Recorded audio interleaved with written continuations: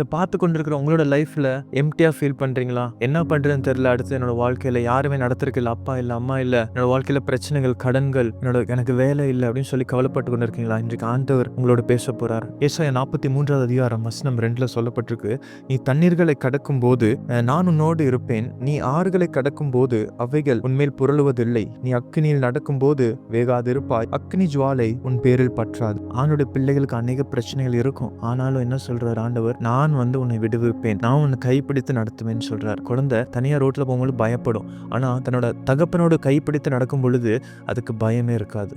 தகப்பனோட கூட இருக்கிற நான் எதுக்கு பயப்படணும்னு சொல்லும். அப்ப அதே தான் இன்றைக்கு ஆண்டவராக இயேசு கிறிஸ்து மேல் நம்பிக்கை வைத்து அவரோட கையை பிடிச்சிருங்க. வேதத்துல பாக்குறோம், அநேக அற்புதங்கள் ஆண்டவர் செய்தார். பிரச்சனைகள் இருந்தது, வழியே இல்லை. அந்த இடத்துல இந்த கடல்ல போய் மாட்டிக்கிட்டாங்க, பின்னாடி துரத்திட்டு வராங்க. மோசே கோலை எடுத்து கீழே அடிக்கும் பொழுது அந்த இடத்துல செங்கடல் 2ஆய் பிளந்தது. அந்த வழியில் நடந்து போனாங்க, அந்த செங்கடல் நடுவாய். இதே மாதிரி இன்னொரு பக்கம் பாக்குறோம், சாத்ராக், மேஷாக், ஆபேத்நேகோ எரிகிற அக்னி கடல்ல போடப்பட்டார்கள். ஒரு சேதம் ஆகல அவங்களுக்கு. நம்மளோட வாழ்க்கையில இன்றைக்கு அநேக பிரச்சனைகள், போராட்டங்கள் இருக்கலாம். செங்கடலை போல நம்ம பிரச்சனைகள் மத்தியில் நடந்து போகலாம். ஆனா ஆண்டவர் சொல்றார், பயப்படாதே, திகையாதே, நான் உன்னை பெயர் சொல்லி அழைத்தேன்றார். அவர் நம்பி அவருக்கு கீழ்ப்படிந்து இருப்போம். அதுதான் அவர் எதிர்பார்க்கிற ஒரு விஷயம். சோர்ந்து போயிடாதீங்க, பலப்படுங்க. விழுகிற மாதிரி இருக்கும், ஆனா விழுக மாட்டீங்க. உங்கள் சத்துருக்கு முன்பதாக ஒரு பந்தய ஆயத்தப்படுத்துவேன்னு சொல்லி கர்த்தர் சொல்றார். அவனுடைய வசனத்தை சொல்லி செபிச்சு ஜெயத்தை பெற்றுக்கொள்ள போறோம்.